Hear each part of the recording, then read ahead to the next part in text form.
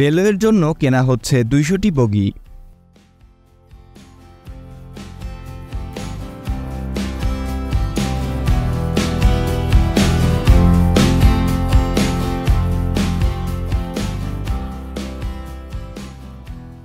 ব্যয় হবে 1626 কোটি টাকা।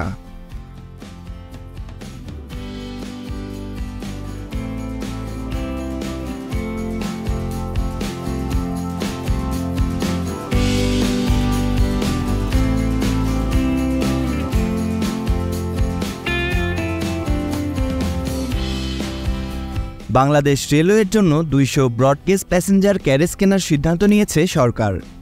এতে ব্যয় হবে 1626 কোটি টাকা। সরকারি ক্রয় সংক্রান্ত মন্ত্রিসভা কমিটি এ বিষয়ে অনুমোদন দিয়েছে।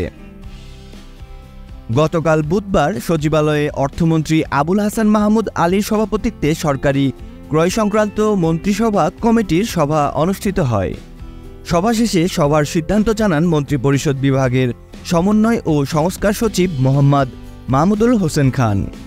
তিনি বলেন, ইউরোপিয়ান ইনভেস্টমেন্ট ব্যাংকের অর্থায়নে বাংলাদেশ রেলওয়ের জন্য 200 ব্রডগেজ প্যাসেঞ্জার ক্যারেজ সংগ্রহের একটি প্রস্তাবে অনুমোদন দেওয়া হয়েছে। প্রস্তাবটি টেবিলে উপস্থাপন করা হয়। প্রকল্পে ব্যয় হবে 1626 কোটি 49,72,195 টাকা। ভারতীয় প্রতিষ্ঠান BITES লিমিটেড ব্রডগেজ প্যাসেঞ্জার ক্যারেজগুলো সরবরাহ করবে।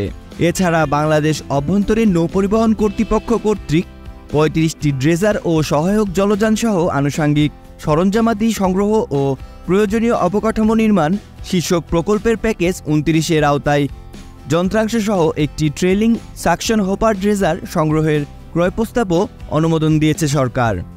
এতে ব্যয় ধরা হয়েছে 239 কোটি 64,67,103.55 টাকা। ভারতের কলকাতার Garden Reach Shipbuilders and Engineers লিমিটেডের কাছ থেকে এই ড্রেজার কেনা হবে। BCN দেখুন। বাগমার সাথে থাকার জন্য আমাদের চ্যানেলটি সাবস্ক্রাইব করুন।